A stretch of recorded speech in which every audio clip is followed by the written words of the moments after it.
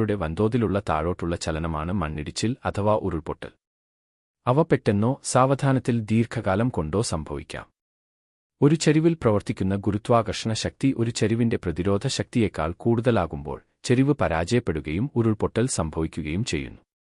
ഉരുൾപൊട്ടൽ ഉണ്ടാകുന്നതിന്റെ ബാഹ്യ കാരണങ്ങൾ ഏതൊക്കെയാണെന്ന് നോക്കാം.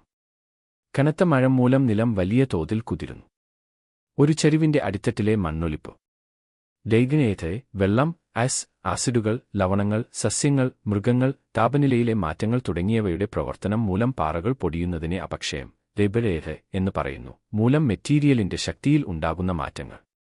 മണ്ണിടിച്ചിലിനെ അവയുടെ ചലനത്തിന്റെ രീതി അനുസരിച്ച് തരംതിരിച്ചിരിക്കുന്നു. അവ ഏതൊക്കെയാണെന്ന് നോക്കാം. വുളതേത്, പാറക്കെട്ടിൽ നിന്നോ കുത്തനെയുള്ള ചരിവിൽ നിന്നോ പാറകൾ തകർന്നു വീഴുന്ന തരത്തിലുള്ള മണ്ണിടിച്ചിലാണ് ഇത്. അറ്റനംഘേത്, ഒരു ചരിവിൽ നിന്ന് പാറ, മണ്ണ് അല്ലെങ്കിൽ അവശിഷ്ടങ്ങൾ എന്നിവ മുന്നോട്ടു